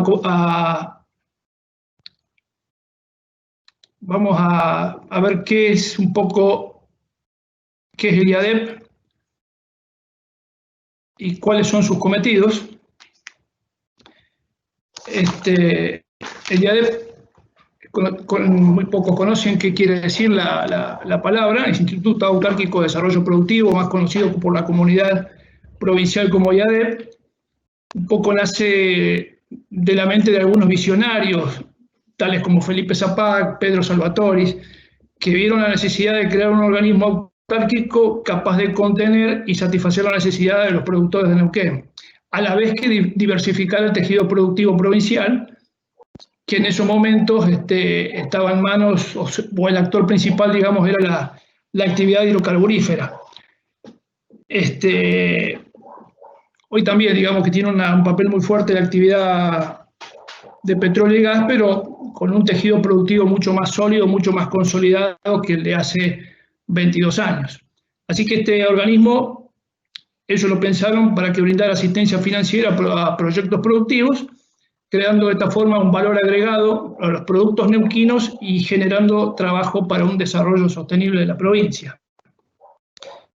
¿Cuándo se creó? El IADEP se crea el 8 de julio de 1998 por la honorable legislatura de la provincia, que sanciona la ley 2247, que es un poco la ley madre que regula todo el financiamiento, toda la estructura de financiamiento del organismo. Esta ley ha sido modificada varias veces, digamos, según las necesidades vigentes de mercado y según los perfiles emprendedores y productivos de la provincia. ¿Cuál es el objetivo? El objetivo siempre ha sido, son varios los objetivos, pero bueno, he enunciado 3, que son generar líneas de créditos y programas innovadores para satisfacer la necesidad de todos los productores. La segunda es trabajar en red con otros organismos de Estado, puede ser el Ministerio de Producción y Turismo, el Banco Provincia de Neuquén, Centro Pyme de ANEU, el CFI, los gobiernos locales y más recientemente hemos empezado a trabajar con el Ministerio de las Culturas. Acá hay que aclarar que el IADEP hace ya muchos años integra la mesa de financiamiento provincial, junto con los organismos que les acabo de mencionar. Y por supuesto que obviamente otro de los objetivos principales es el uso transparente y responsable de todos los recursos, ¿no? ¿Cuál es la misión del IADEP? Como ya puntualizamos, asistir y promover el financiamiento de la economía real, generando crecimiento, innovación y desarrollo socioeconómico, siguiendo los parámetros del marco productivo provincial. Antes de pasar a la línea de financiamiento y de programa, quiero hacer mención al programa Descubrir, que si bien este programa tiene ya una vigencia del año 2014, a partir del año pasado lo empezamos a hacer basado en dos ejes principales. Por un lado la capacitación y por otro lado el financiamiento. Este programa Descubrir, el año pasado más o menos se presentaron alrededor de 120 solicitudes, las cuales no pudimos hacer frente a todos y elegimos 30 emprendedores para que pudieran empezar con la capacitación. De esos 30 emprendedores presentaron 24 proyectos. De esos 24 proyectos, en marcha hoy, entre 1 y 5 años, hay 9. Hay 9 que se encontraban trabajando hasta un año de antigüedad, eran startups, y 6 eran ideas que no se habían puesto en marcha todavía. Hoy, 3 de ellos ya accedieron al financiamiento mediante esta línea, y 4 hoy se encuentran en proceso de gestión de créditos. Así que seguramente muy pronto estos proyectos ya van a ser desembolsados y bueno, comenzarán su trabajo. Les quiero nombrar las líneas de financiamiento muy rápidamente. En cuanto a la línea de créditos para industrias culturales, hace muy poquitos días se firmó el segundo convenio con el Ministerio de las Culturas, en el cual se van a estar financiando proyectos culturales de la provincia. Es algo que no se había hecho, y nosotros ya el año pasado comenzamos con este programa, el cual ha sido muy satisfactorio poder ver a los artistas y productores y toda la gente vinculada con el tema audiovisual de la provincia, poder acceder a tecnología que antes no podían tener. Hoy estamos trabajando muy fuerte con la línea de asistencia sanitaria COVID-19. Esta línea que la empezamos allá por el mes de marzo, junto con el Banco Provincia y el Centro PYME de ANEU. Esta línea hoy cuenta con alrededor de 5 sublíneas para, digamos que, para todo, digamos, lo que es comercio, actividades, jardines maternales, jardines de infantes, gimnasios, comercio en general. Y hace muy poquitos días estamos empezando a trabajar con una línea de transporte para los emprendedores de transportes escolares y de turismo que realmente desde que comenzó la cuarentena no han podido trabajar, no han podido realizar su actividad normalmente. Y así que es una línea que es muy amplia y lo que buscamos es el sostenimiento del empleo, hoy muy importante en estos momentos por lo que estamos pasando, ¿no? Y en cuanto a los programas vigentes, nosotros estamos trabajando fuertemente con el Ministerio de Producción y el Ministerio de Turismo en las leyes provinciales 2620 y 2621, que es parte de la conversión productiva neuquina, y a la vez somos miembros, aparte de trabajar, somos miembros del Comité Provincial de la Promoción al Microcrédito, los cuales hasta el momento se han financiado más de 2.500 emprendedores desde que está vigente la línea. Y por supuesto, aquellas líneas que hace muchísimos años que las venimos trabajando, como son incentivo ganadero e incentivo forestal, que realmente resulta muy, muy beneficioso y muy satisfactorio para los productores del interior, sobre todo contar con estas líneas todos los años, porque les posibilita, digamos, más allá de tener un ingreso, poder contar con una herramienta financiera para poder realizar tareas que son inherentes a su producción. Así que ahora vamos a ir a lo que es la guía enunciativa nuestra, el plan de negocios. Yo quiero contarle brevemente que el IADEP hoy cuenta con una ¿se escucha bien lo que estoy diciendo? Sí, perfecto. Bien. Hoy el IADEP cuenta con una guía de formulación de proyectos. Es una guía que a lo largo de los años ha ido mutando, se ha ido actualizando, se ha ido ayornando por motivos obvios. Tenemos un mercado totalmente dinámico, como lo expresaba recién Andrés, un mercado dinámico al cual prácticamente todos los días está cambiando algún parámetro y obviamente nosotros no podemos ser menos y nos vemos obligados a enriquecer esa guía y a modificarla según el mercado, según el tipo de emprendedor, según el perfil de los emprendedores y el perfil de los nuevos negocios que están apareciendo. Hoy es muy importante ver los nuevos negocios y a partir de esta pandemia obviamente vamos a ver nuevos parámetros de mercado seguro y nos va a obligar, digamos, a hacer un ayornamiento de todas las actividades productivas, sobre todo aquellos que manejamos guía de formulación de proyectos, va a ser muy importante rever todo eso, ¿no? Si quieren, vamos a empezar por el primer punto de la guía. Nosotros, para este curso, hemos desarrollado un plan de negocios que nos parece interesante y nos parece muy amplio, porque nos permite tener todo un conjunto, todo un contexto de qué es un proyecto cuando ingresa al IADEP. Nosotros financiamos proyectos desde ya, y cuando un proyecto viene al IADEP, más allá de entregarle la guía de formulación al emprendedor, nos metemos dentro del proyecto, nos metemos a acompañarlo al emprendedor, ya sea no solo ayudarlo a la formulación del proyecto, porque en realidad el que más sabe de su proyecto es el emprendedor, sino que nosotros también, digamos, aportamos el sostenimiento de cualquier herramienta que el emprendedor pueda fallar. Ahí estamos nosotros para ayudarlo. A la vez que nos permite a nosotros poder meternos dentro del proyecto, poder conocerlo antes de evaluarlo el proyecto, ¿no? Se hace una preevaluación, pero luego cuando ya hacemos la evaluación definitiva, ya tenemos un conocimiento bastante amplio de lo que es el proyecto. Y lo cual nos permite, digamos, evaluarlo directamente, y aquellas observaciones que pudiéramos tener en su momento, ya las pudimos haber limado con el emprendedor en el momento de hacer algún seguimiento, algún monitoreo del proyecto. Así que bueno, vamos al primer punto, que es el desarrollo de la idea. Acá lo que se intenta descubrir un poco es cuál es el origen, cuál es la razón de ser de la idea, dónde se generó, tener un diagnóstico previo a la situación que generó esta idea, digamos, cuál es la innovación, qué es lo diferente de esa idea en relación a lo que hoy tiene el mercado, o sea, cuáles son los factores diferenciadores, cuál es la ventaja que hoy ofrece al mercado, o sea, si hay un producto o un servicio similar, cuál es la ventaja innovadora,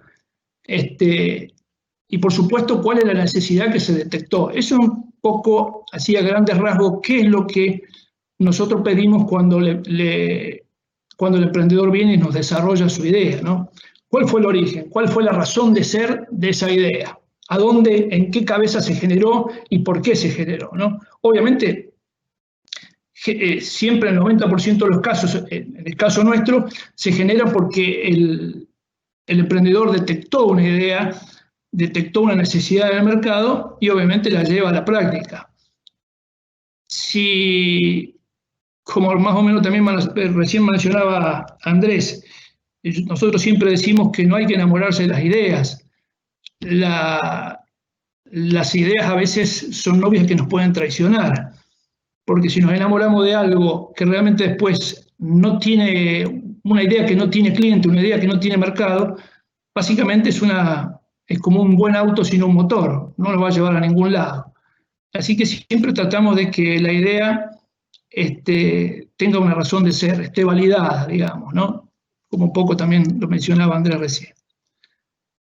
El segundo punto es la propuesta de valor, ya sea el producto o el servicio. Y acá lo que nosotros vemos, lo que nosotros pedimos es no solo ver el producto terminado, sino qué necesidad va a cubrir en el mercado, cuáles son sus virtudes y ventajas respecto a los competidores. Y ver cuáles son los atributos, tanto intangibles como tangibles. Por ejemplo, la marca, el diseño, la calidad. Acá en la calidad hay un tema que un latiguillo que yo siempre comento a los emprendedores. En la calidad no hay medias tintas, o es buena o es nada. No podemos andar con que sí, mi producto es medio bueno, o mi servicio, el servicio que voy a brindar y es un servicio más o menos. El servicio o es bueno, o es muy bueno, o es nada.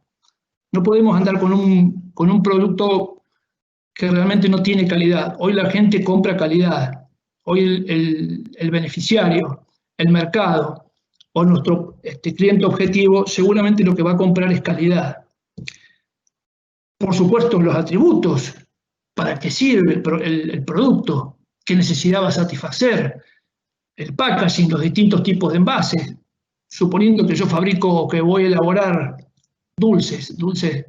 distintos dulces, como hoy como tenemos muchos emprendimientos en el IADEP, ¿qué tipos de envase, qué tipos de medida, qué tipos de volumen, qué forma el envase, cuáles son los atributos técnicos y visuales de ese envase? Un poco digamos, ver cómo es el packaging. El packaging muchas veces dice todo y el packaging vende. Muchas veces nosotros lo sabemos cuando vamos a un supermercado, de un producto entre dos productos que no conocemos, nos vamos a quedar con el más lindo. A lo mejor es el más feo, a lo mejor es el más caro, pero siempre a primera vista nosotros compramos el producto que es el más lindo, el más llamativo, el que visualmente nos compra, ¿no? Eso es la característica del packaging. Y por supuesto las formas de entrega y los canales los canales de distribución. ¿Cuáles son? ¿Qué forma de pago? ¿Cómo van a pagar? O sea, ¿qué forma de pago tiene el cliente hacia con la empresa, hacia con el emprendedor? ¿Con tarjeta, sin tarjeta, venta en efectivo? ¿Va a tener un negocio o un local comercial fijo? ¿Va a tener distribuidores? Todo ese tipo de cosas. Por supuesto, los servicios postventa son fundamentales. En una propuesta de valor, un servicio postventa realmente dice mucho. cuando uno va a comprar, por ejemplo, un auto, más allá del color, del modelo, del año que tenga el auto, siempre una de las primeras cosas que preguntamos, che, ¿y el servicio postventa cómo es? Y la segunda pregunta, ¿es caro? Bueno, eso es otra de las cosas que tenemos que ver, y a la hora de formular un proyecto, los servicios postventa, como las garantías son muy, muy importantes, ¿no? Las garantías de los productos, las garantías de los servicios, realmente es una cosa que vende mucho. Y por supuesto la experiencia en la actividad, la experiencia en el rubro, la experiencia como emprendedor, si hace mucho tiempo que está en la actividad, si hace poco descubrió esta idea, este desarrollo de idea y empezó con este proyecto sin conocer la actividad. Por ahí puede pasar que el emprendedor, como emprendedor, no tenga la experiencia en este tipo de rubro, pero por ahí tiene un grupo de trabajo, un equipo de trabajo que sí, que tiene experiencia y que obviamente se va a nutrir de eso para llevar adelante el proyecto. Esto es muy importante también. Así que bueno, eso digamos que tendríamos que tomar en cuenta cuando nosotros analizamos esos puntos, cuando analizamos la propuesta del valor de un producto o servicio. El otro punto es el análisis del consumidor. Acá es un tema que recién lo explicaba muy bien Andrés. Poco debemos investigar hábitos, usos y costumbres de la persona que nos va a comprar, de nuestro mercado meta, de nuestro mercado objetivo. ¿Qué edad tiene? ¿Dónde viven? ¿Y con quién? Esto es, digamos, siempre y cuando que los clientes sean jóvenes. Yo tengo que averiguar quién compra, cómo, por qué, cuándo, dónde y cuánto compra. Son hechos fundamentales, digamos, que tenemos que saber cuando nosotros vemos, analizamos el consumidor. Y por supuesto, al cliente siempre debemos prestarle muchísima atención. El cliente es el que nos va a indicar aquellos errores que nosotros podamos tener en el producto, aquellos errores que nosotros podamos cometer cuando estamos brindando un servicio. Son esas pequeñas cosas que muchas veces no se le presta atención, y al cliente, digamos, siempre tenemos que prestarle esa atención. También ocuparnos, obviamente, de sus problemas. Si nos ocupamos de sus problemas, vamos a ocuparnos de sus necesidades. Si vemos sus necesidades, vamos a poder sacar, digamos, una propuesta de valor bastante interesante. Y siempre, como siempre digo yo, siempre hay que tener clientes felices, ¿no? Porque nos van a comprar seguido. Un cliente feliz nos va a evangelizar el producto. Eso es algo fundamental. La evangelización de los productos, hoy en día el boca a boca es una de las cosas que más vende, que más se comercializa. Y por supuesto, obviamente, el cliente feliz es aquel que nos va a comprar siempre, pero a su vez también, digamos, que nos va a exigir innovación permanente en los productos. Si nosotros nos quedamos con un producto que siempre va a ser lo mismo, que siempre va a ser igual, que no va a tener cambios en el tiempo, que no va a mutar, bueno, obviamente al cliente lo vamos a perder, vamos a empezar a perder cliente, y por eso obviamente tenemos que nosotros que ir creando nuevos productos en base a ese producto, modificándolo, innovando, dándole una rosca, si es posible.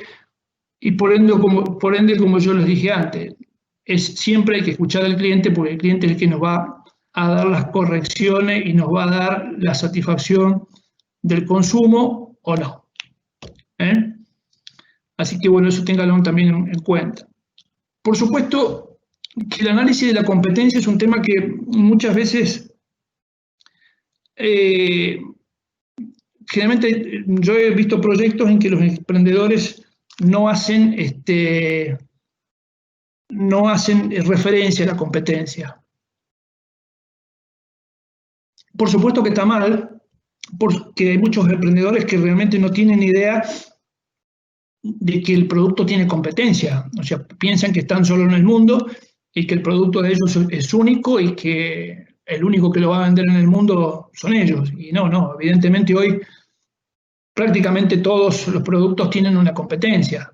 Si yo agarro una lapicera, debe haber 100 millones de emprendedores o de fábricas que se ocupan de elaborar o de fabricar lapicera, de producir lapicera. Obviamente no estamos solos en el mundo y siempre tenemos que pensar de que hay otros que producen lo mismo que yo. Entonces lo que tengo que hacer es un poco trabajo detectivesco ahí, es ver qué hacen y qué venden, si hacen lo mismo y venden lo mismo que nosotros. Pueden que sea parecido, pueden que sea lo mismo. Yo tengo que, digamos, que analizarlo un poco. ¿Qué tecnología utilizan? O sea, ¿qué equipamiento? ¿Qué equipamiento? Si utilizan el mismo equipamiento que yo voy a utilizar, ¿qué antigüedad tiene? Por ahí podemos conocer competidores que sabemos que manejan un mercado muy chiquito, está muy acotado porque la tecnología que utilizan o es muy antigua o no utilizan la tecnología que debieran. Entonces yo por ahí, eso puede ser para mí un factor de diferenciación. La tecnología, el equipamiento de última generación, obviamente me va a llevar a superar la competencia. También tengo que ver quiénes son sus clientes, dónde están, si van a ser los mismos clientes que los míos, si el cliente lo tengo dentro del rango de mi proyecto, de mi cobertura espacial del proyecto, o no. Puede ser que mi cliente lo tenga en otra parte del país, en otra región del país, en otro lugar del mundo. O sea, yo tengo que ver también con qué clientes trabajan. ¿Cuáles son los beneficios que les da a sus clientes? Los beneficios en cuanto a compra, si les da tarjeta de crédito, les da bonificaciones, les da promociones. O sea, todo ese tipo de cosas tengo que ir también mirándolas y trabajándolas. Los canales de distribución, ¿qué canales de distribución utiliza? Si los mismos que los míos. A través de e-commerce, a través de comisionistas, a través de distribuidores. Todo eso, digamos, tengo que también analizarlo. ¿Quiénes son sus proveedores? ¿Son los mismos que los míos? Si son los mismos que los míos, tengo que analizar si la misma materia prima que me vende a mí para yo hacer mi producto es el que le vende a mi competencia. A lo mejor puede pasar que a mi competencia le vende una materia prima que es superior a la que me vende a mí y obviamente mi producto no va a ser el mismo, mi propuesta de valor no va a ser la misma, va a ser inferior a la de mi competencia. Eso es un tema bastante importante. ¿Y cómo es su capacidad financiera? Digamos, ¿tiene espalda para superar, por ejemplo, mi capacidad instalada? Por ahí no tiene espalda, por ahí su capacidad financiera no es tal que no le permite, digamos, trabajar o elaborar o fabricar determinada cantidad de productos. A lo mejor eso puede ser para mí un factor decisivo, un factor, digamos, superador, que yo tengo que obviamente aprovechar. Y por último, ¿cómo es la atención al cliente? Eso es fundamental. Yo tengo que ver, muchas veces cuando nosotros vamos a hacer una compra, vamos a un shopping, entramos a un local y si ya la vendedora nos miró mal o no salió detrás del mostrador y por ahí hay vendedoras que te dicen de atrás del mostrador, ¿qué quiere? Ya con ese que quiere directamente damos vuelta y nos vamos. ¿Qué quiere o qué desea? Y lo que deseo es comprar. ¿Qué quiero? Comprar. Entonces, distinto es que una vendedora venga y me diga, ¿qué tal? ¿Cómo le va? Buenas tardes. Vio qué lindo día. Hay un sol hermoso afuera.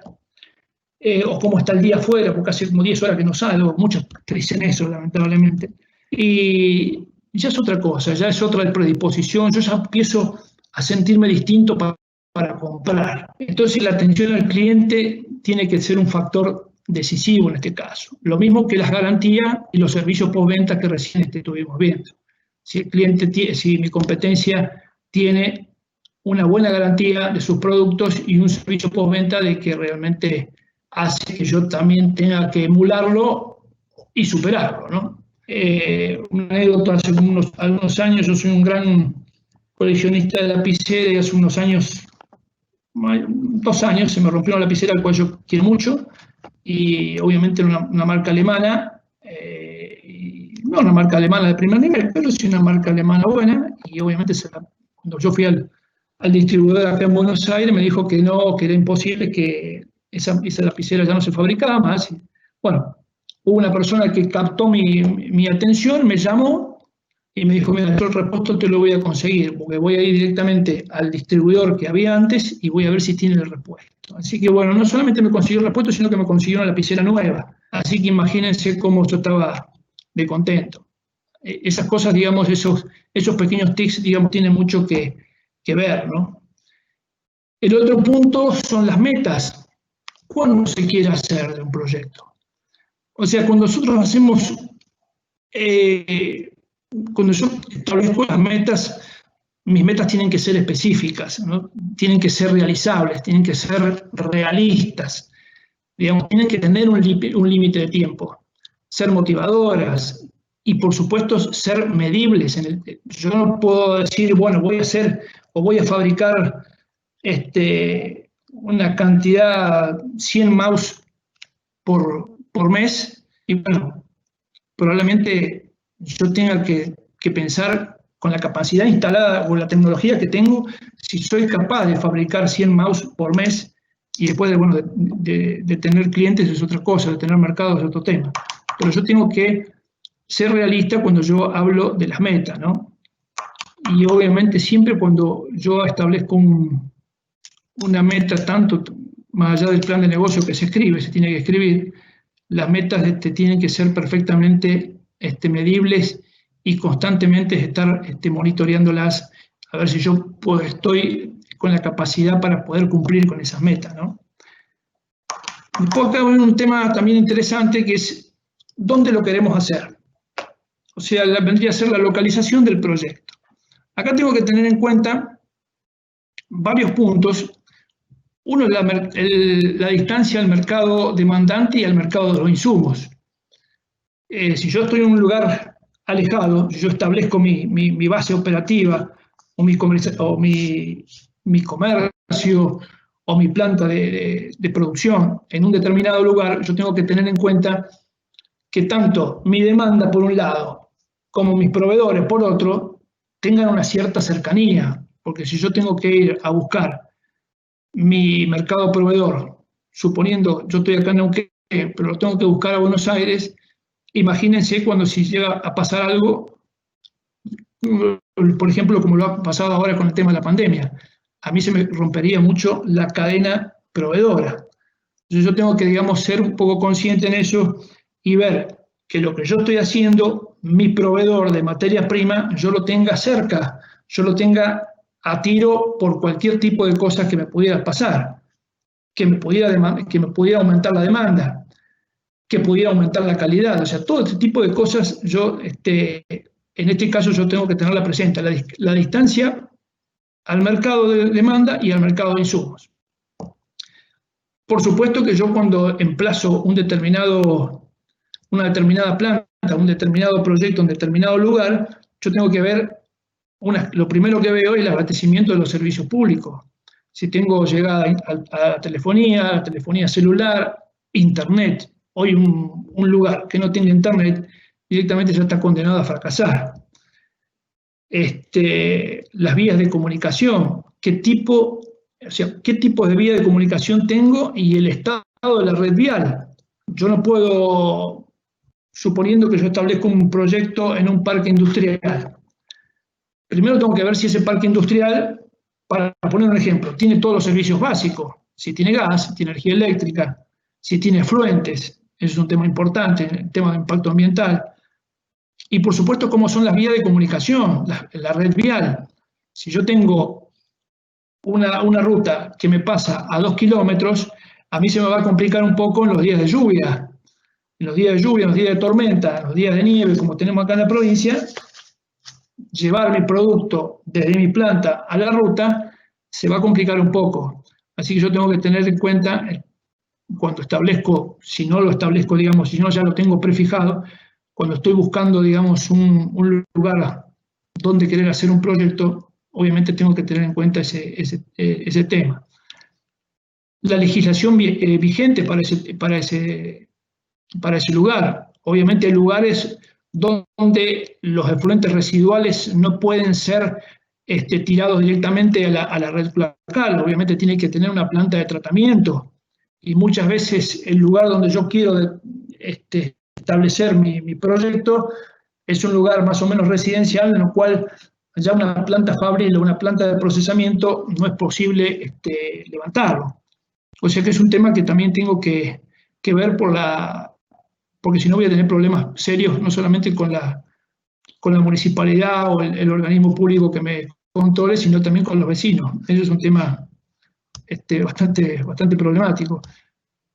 Otro tema es la disponibilidad de mano de obra. Suponiendo que yo establezco un proyecto en un lugar más o menos alejado de los centros urbanos, yo lo que voy a tener problema es del traslado de la gente desde el centro urbano hacia mi fábrica o hacia mi planta elaboradora.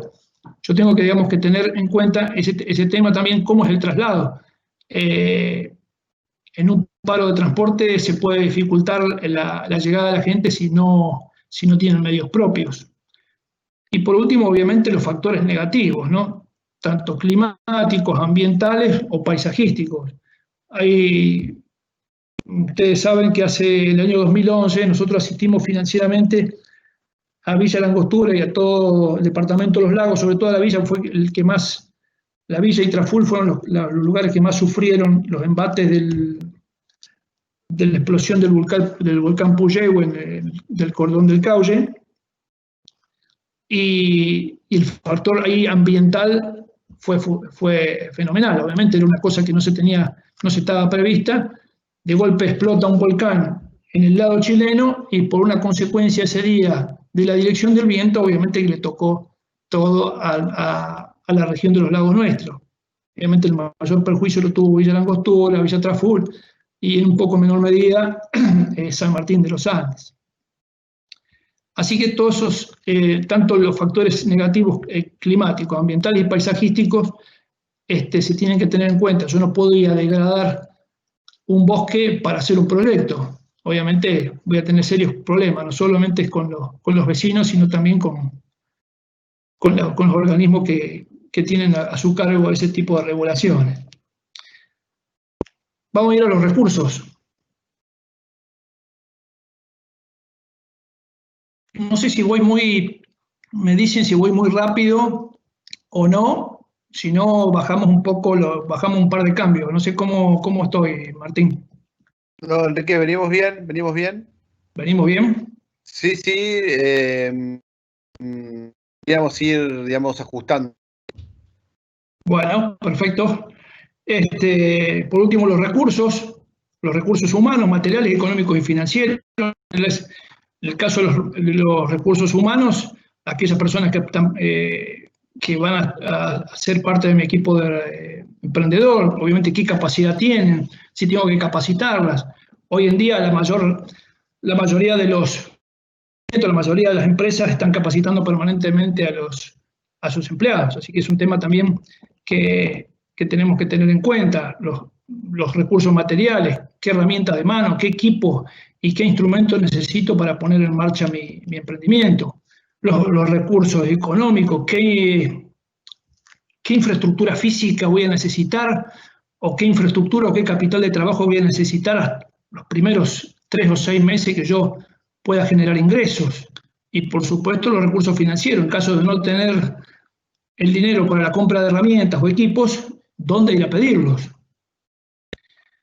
El otro punto son los proveedores, como ya les dije recién, quiénes son, dónde están, cuál es el nivel de los productos que venden, si le venden los mismos a otro, a mi competencia, los mismos que a mí. Si hay otros proveedores que no conocemos, a qué precio venden, y por supuesto si nos dan facilidades crediticias, que es lo que más necesitamos hoy en día, ¿no? Qué tipo de facilidades, qué tipo de promoción nos dan, que eso nos va a resultar, y siempre también tratando de que tengamos mejores opciones o mejores opciones que la competencia, ¿no? Mejores facilidades que la competencia. Así que, bueno, el tema de la producción, acá es cuántas y qué maquinarias necesito para iniciar el proyecto, qué tipo de maquinarias, cuáles son los procesos y los tiempos de producción, qué materias primas voy a necesitar, las normas de calidad de esas materias. Fundamental ver las normas de calidad de esas materias primas, acuérdense lo que les dije, hoy la calidad no un producto tiene calidad o no es de calidad, así de sencillo. ¿Cuáles son las metas propuestas? Y acá hay un tema importante, que si ese producto requiere adecuarse a normas bromatológicas o más allá de las habilitaciones comerciales, que la mayoría de aquellos comercios o empresas que se inician o están ya en el mercado tienen licencia comercial. Hay otras licencias que muchos no desconocen. O sea, el hecho de trabajar con productos perecederos, con productos alimenticios, necesitan una cierta habilitación de bromatología. En el caso de la ciudad de Neuquén, obviamente la Dirección de Bromatología de la municipalidad es quien se encarga o tiene la facultad de ver este tipo de exigencias, ¿no? La comercialización, acá es un tema bastante importante, ya que, digamos, no solamente tenemos que ver la estrategia de comercialización, sino también aquellas acciones a desarrollar. Siempre, obviamente, lo primero es ver el cliente, el producto, el precio, la promoción, la venta directa por internet, consumidor final, a través de distribuidores, a través de comisionistas, cuáles son los canales de distribución, el e-commerce. Hoy tenemos que tener en cuenta que, como dijo Guillermo Saidedo al principio, la mayoría de las cosas hoy, con la pandemia que está azotando al mundo, el 90% o 99% de las cosas, me animaría a decir, que se desarrollan o se comercializan a través de e-commerce, ¿no? Todas las redes sociales hoy han pasado a tener una preponderancia muy, muy importante, digamos. El tema del análisis de costos e ingresos. En el caso de los costos, saber diferenciar los costos directos y variables de aquellos que son indirectos o fijos. Recuerden que un costo directo, un costo variable, se modifica a mayor o menor producción. Yo produzco más, mis costos variables van a ser obviamente más. Y tener en cuenta determinados puntos, determinados ítems que hacen que el análisis de costos sea completo, analizando materias primas. La mano de obra, acá es un tema bastante importante, porque en el caso de la mano de obra, yo, de acuerdo al rubro o de acuerdo a la actividad que voy a desarrollar, tengo que analizar también el convenio colectivo de trabajo de la actividad que voy a desarrollar. En qué convenio me voy a inscribir y, por supuesto, cuáles son, digamos, los beneficios que va a tener mi empleado, ¿no? O sea, que va a tener mi equipo de trabajo, cuáles son los beneficios, cuáles van a ser los salarios, y tener en cuenta que a la hora de hacer un estado económico-financiero, yo lo que tengo que tener en cuenta que de tomar 13 meses, acuérdense que son 12 meses, más el sueldo anual complementario, que es muchos cuando hacen un flujo de fondo o cuando analizan costos no lo tienen en cuenta, ¿no? El mantenimiento de los equipos, herramientas, todo eso tiene un costo, más si muchas veces no nos da el cuero como para poder comprar un equipo 0 kilómetros, y tenemos que estar comprando un equipo de segunda mano, y el equipo de segunda mano requiere mayor mantenimiento que un 0 kilómetros. Máxime si nosotros le vamos a implementar, digamos, unas medidas rigurosas de trabajo. Digamos que con uno nuevo también pasa lo mismo. Entonces tenemos que tener previsto un costo de mantenimiento mensual o anual. Los seguros, tanto para infraestructura, para equipos, para seguros del personal, seguros de autos, seguros de automotores, los alquileres. Alquiler también es un tema importante, porque el alquiler tiene una modificación en el tiempo en el cual, digamos, tenemos que estar permanentemente actualizados, porque hoy creo que cada 6 meses se va actualizando, así que es un tema a tener en cuenta. Los servicios públicos, ¿quién me los va a brindar? ¿Qué tipo de calidad van a tener? Obviamente agua, luz, gas, internet. También tengo que tener en cuenta los gastos de comercialización, los gastos de vehículos, si tuviera. Obviamente un vehículo lleva más allá del gasto de patente, de combustible, de los seguros. Si compramos un automotor nuevo, vamos a tener el costo del servicio. O sea, cada tantos kilómetros, un auto 0 kilómetros necesita un servicio, y si así no lo fuera, obviamente el costo, si el auto fuera usado o de segunda mano, el costo de mantenimiento va a ser mayor, el costo de los fletes. Antes de ir al costo de los fletes, quiero que cuando nosotros tomamos, digamos, los costos de un vehículo, tiene que ser un vehículo afectado al proyecto directamente. No puedo tomar los costos de mi auto, porque si no estaría mezclando todo. No es lo mismo un costo de un furgón que yo tenga afectado al proyecto, no le puedo sumar a este plan de negocio los costos que yo tengo de mi auto. Son dos cosas totalmente distintas. Los fletes de todos los insumos que yo pueda estar comprando. Muchas veces hoy en día se están manejando mucho. Por un lado te facturan el insumo y por otro lado te están facturando el flete. Y por último, las obligaciones fiscales. Eso es muy importante. De acuerdo al estudio organizacional que hagan, las obligaciones fiscales serán tenidas en cuenta sobre todo en aquellas empresas cuando nacen, después de un tiempo tienen otro tipo de regulaciones, que eso lo tenemos que ir viendo con un contador que tengamos. En el caso de los análisis de los ingresos, obviamente aquí tengo que tener en cuenta los volúmenes de los productos que se espera vender, o sea, tiene que ser coincidente con las metas que yo ya me propuse anteriormente. El precio de venta que van a tener mis productos. Me tengo que preguntar si puedo vender una cantidad a este precio que estoy vendiendo. Si no, lo tengo que modificar. Tengo que ver mi programa de producción. Y tengo que preguntarme, con la estructura que tengo, ¿puedo responder a la demanda que se me presenta? Ahí tengo que ver cuál es mi capacidad instalada. Si mi capacidad, yo no puedo decir, bueno, voy a vender 100 millones de pesos mensuales cuando yo tengo la capacidad instalada, que el cual no me permite vender más de 200.000 pesos por mes. Entonces yo tengo que ser realista en cuanto a ese tema. Y por último, ahí la inversión que voy a realizar, ¿es suficiente para el crecimiento proyectado?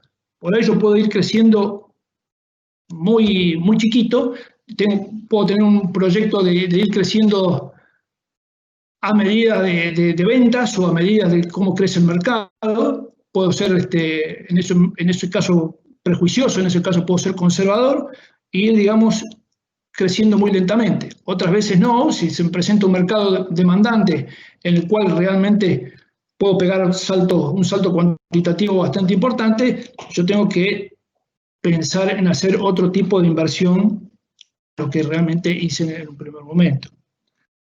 Un análisis FODA. El análisis FODA, obviamente, eso nos va a permitir, digamos, hacer una pequeña evaluación de cómo está mi emprendimiento antes de empezar. Y ahí nosotros, cuando evaluamos un proyecto, en ese caso nosotros somos muy, muy detallistas con este tema, porque ahí vemos la intención del emprendedor, ¿no? Ahí vemos la honestidad del emprendedor. Yo siempre digo que los emprendedores tienen que empezar siendo honestos consigo mismo y después ser honestos con nosotros, con los que evaluamos. Porque si no empiezan siendo honestos consigo mismos, se van mintiendo, realmente es un proyecto que va a tener, digamos, lamentablemente un horizonte muy, muy chiquito. Así que el análisis FODA a veces se toma como algo sin importancia, pero realmente ahí demuestra la capacidad objetiva que nosotros podamos tener y la capacidad de honestidad, ¿no? Y por último, el estado organizacional, o sea, la naturaleza jurídica de la empresa, la estructura organizacional, digamos, el organigrama, y el marco legal que pudiera tener mi negocio. O sea, arrancar con ver qué tipo de sociedad jurídica en la cual yo me tengo que encuadrar, ¿no es cierto?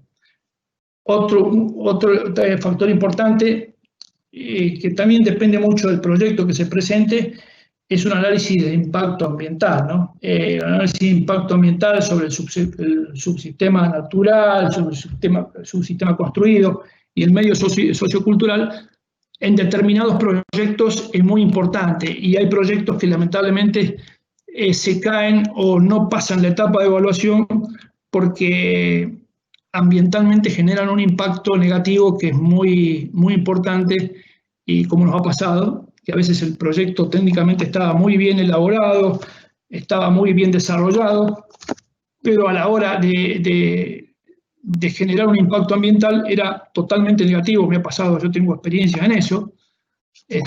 Hace muchos años me tocó evaluar una pileta de natación, no voy a decir dónde, y todo iba bien, el proyecto estaba muy bien desarrollado, muy bien técnicamente, pero a la hora de ver el impacto ambiental era totalmente negativo. Me llamó una persona de la intendencia y me dijo, mirá, esta pileta, cuando decida cambiar el agua y expulse todo el agua hacia la red cloacal, me revienta todas las cañerías del pueblo. Son casi 50.000, 70.000, 80.000 litros o 100.000, no sé la cantidad de litros que tenía en ese momento, no me acuerdo bien del proyecto, sí me acuerdo de esta anécdota, pero si expulsaba toda esa cantidad de agua de un solo tiraje, rompía con toda la red cloacal del pueblo. O sea que el impacto era tremendamente negativo, como ustedes pueden ver. Esto ha sido, digamos, todo lo que es el plan de negocios que hemos realizado para este hackathon.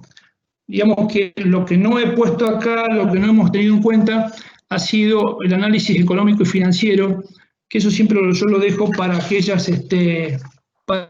entidades. Nosotros tenemos una guía, pero bueno, no todas son lo mismo, no todas las entidades que otorgan financiamiento tienen la misma filosofía o las mismas pautas de elaborar un plan de negocio, y por ahí el tema del desarrollo económico financiero siempre lo dejo para aquel organismo que lo requiera o que requiera de alguna forma específica o no. Y obviamente siempre es necesario realizar un análisis de Tiribán, eso es indudable. Pero bueno, eso va a quedar en cada uno y en cada organismo que tenga a su merced evaluar el proyecto. Por último, les quiero presentar una experiencia, un caso real que estamos tratando en estos momentos.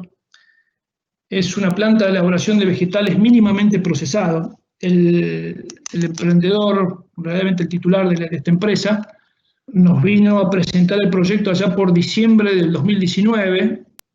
Realmente es un proyecto totalmente innovador desde todo punto de vista, no solamente sobre la propuesta de valor, sino que sobre los procesos integrados que tiene, todos los procesos de trabajo, todos los procesos de elaboración.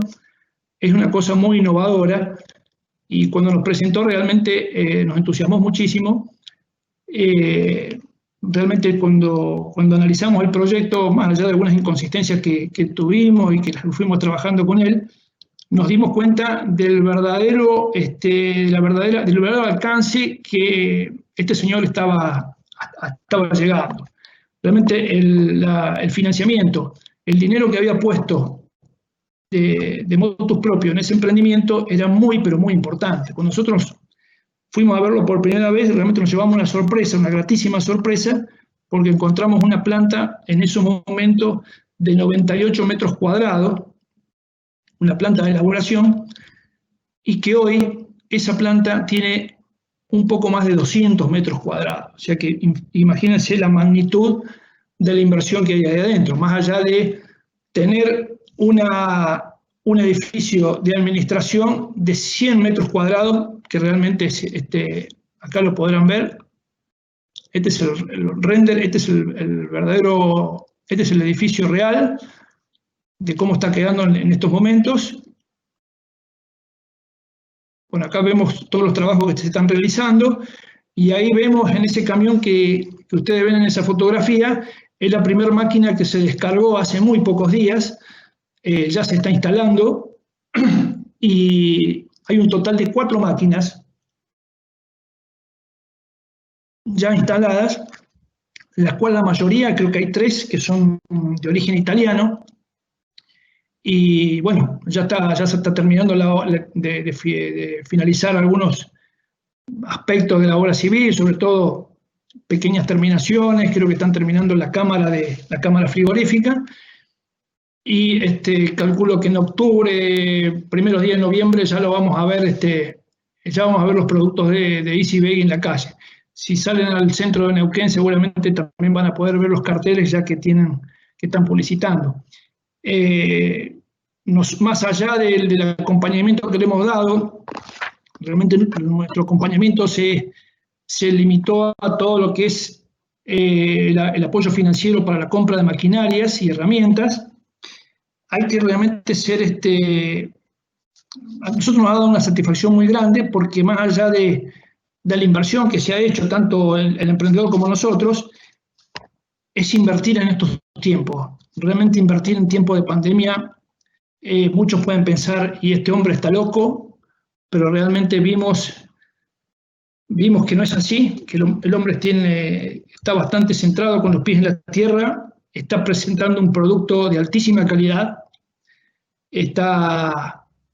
estamos viendo la inversión que ha hecho en forma personal y por eso nos ha dado gusto en poder acompañarlo. Para nosotros realmente es un gusto enorme y una satisfacción que cada vez que vamos a hacerle una visita, se la estamos haciendo prácticamente cada 15 días, estamos haciéndole una visita, vemos los avances que está teniendo, ¿no? Hace muy poquitos días, hoy es martes, el jueves hicimos la última visita y vimos que ya están las máquinas, que faltan la instalación obviamente, pero ya están las máquinas dentro de la planta de procesamiento, están embaladas, todavía no han sido colocadas, pero sí, todavía no han sido instaladas, pero sí están esperando la terminación de todo lo que es el tema eléctrico, que es una planta con un equipamiento muy, muy específico, así que nos ha dado un gusto y nos da un gusto enorme poder ayudar y financiar un proyecto de esta naturaleza, ¿no? Así que, bueno, estos son más o menos los vegetales, obviamente todos los conocemos, pero no tengo en este momento fotos como para poder brindarles el producto terminado, pero en fines de octubre lo van a estar seguramente viendo en la calle y se van a acordar de lo que he dicho, ¿no? Así que me resta nada más que agradecerles a todos la atención que han tenido conmigo, agradecerle a Martín, a Andrés, a Alejandro, a Lucía, a Guillermo, que también dio sus primeras palabras al banco, y también agradecerle al directorio de IADEP que me ha permitido estar hoy con ustedes. Así que muchísimas gracias y estoy abierto a cualquier tipo de pregunta. Muchas gracias, Enrique. Estuvimos bien en tiempo, son las 18, así que terminamos en el tiempo acordado. Tengo una pregunta que acá una persona anónima dice: ¿qué porcentaje de inversión puede un crédito de IADEP? No tenemos un porcentaje ya fijado de lo que, digamos, podemos llegar a pedirle a una. Todo tiene que ver con el emprendimiento. Por supuesto, nosotros siempre pretendemos que el emprendedor, cuando nos viene a solicitar un financiamiento, tenga un porcentaje de riesgo importante. O sea, la idea siempre es compartir los riesgos, ¿no? Pero cuando nosotros, digamos, apoyamos financieramente a un proyecto, estamos completamente seguros de que va a ir adelante porque ya hay un porcentaje del emprendedor que ha erogado, que para nosotros hace que crea profundamente, que creamos nosotros profundamente en lo que está haciendo. No hay un porcentaje límite específico, ¿no? Perfecto. Después tengo otra consulta de Roxy. Ventas en redes sociales que viene generando terreno tras este contexto pandémico le ganarán a las ventas en comercios. ¿Cree que esta transformación llegó a hacerse? Sí, totalmente. Yo creo que hemos aprendido, aquellos que no estábamos muy acostumbrados al tema por una razón de edad, nos hemos acostumbrado mucho y yo creo que el tema del e-commerce, el tema de las redes sociales llegó para quedarse y yo creo que más allá, en un tiempo no muy lejano, va a ser el protagonista principal, pero en toda su dimensión, ¿no? Sin duda. Perfecto. Y después, Enrique, tengo una consulta puntual, digamos, de Analía Salazar, que después te la voy a hacer en privado porque tiene que ver con algún tema que ya iniciaron alguna consulta en IADEP, ¿sí? Perfecto. Bueno, Enrique, no tengo más consultas. Te agradezco tu tiempo y tu participación. Espero que esto le haya servido tanto a los clientes que acompañándonos, como también a los colaboradores del banco que están pensando en nuevas ideas para participar dentro del hackathon. Así que bueno, Enrique, muchísimas gracias y bueno, le damos un saludo a todos y los esperamos en la próxima charla, que ya vamos pensándole cuándo va a ser. Y por favor, hace un ratito repartimos un link donde tenemos un formulario de asistencia y también de opinión, que es interesante también conocer qué opinan de este evento, digamos, qué les pareció, para también dar un feedback a nuestros expositores invitados. Así que les agradecemos nuevamente el equipo organizador de Hackathon, Hernán, Lucía, el resto de los chicos del banco. Bueno, un gran saludo y los esperamos en la próxima. Nos vemos. Gracias a todos. Hasta siempre.